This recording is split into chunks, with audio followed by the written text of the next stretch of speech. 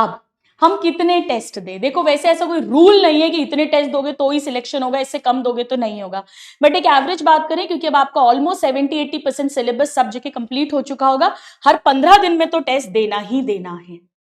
अब स्टूडेंट्स बोलते हैं कि मैम आप कहते हो कि लॉन्ग टर्म गोल लो, भले ही 70% करके जाओ पर टेस्ट भी देना है, कंपलसरी है, देना है, फिर हमारे नंबर कम आते हैं, हम डीमोटिवेट होते हैं, ये तो एक कारण है।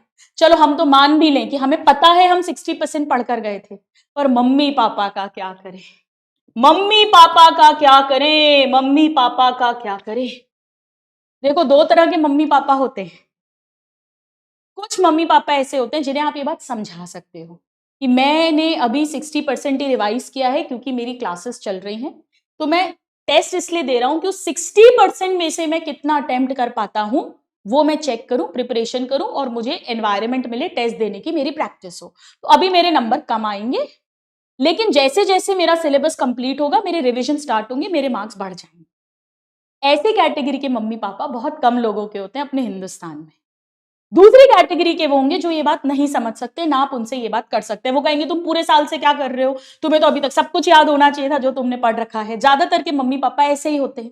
तो कोई बात नहीं बेटा, 2 कान दिए हैं ना, आप अपने साथ ईमानदार रहो। वो डांटेंगे, वो उनका काम है, क्योंकि उन्हें लगता है वो आपको इस तरह से मोटिवेट करेंगे, वरना आप ढीले पड़ जाओगे, आप पढ़ाई नहीं करोगे, गैर जिम्मेदार हो जाओगे। तो वो भी अपनी जगह ठीक है, पर आप भी अपनी जगह ठीक हो।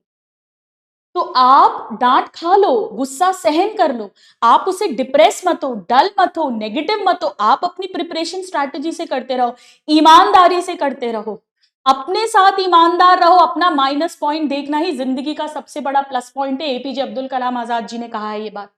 तो आप डांट खा लो, गुस्सा सुन लो और अपनी पढ़ाई करते रहो। अपने आप जब आपका रिविजन होंगे और आपका नंबर बढ़ेंगे तो मम्मी पापा खुश हो जाएंगे।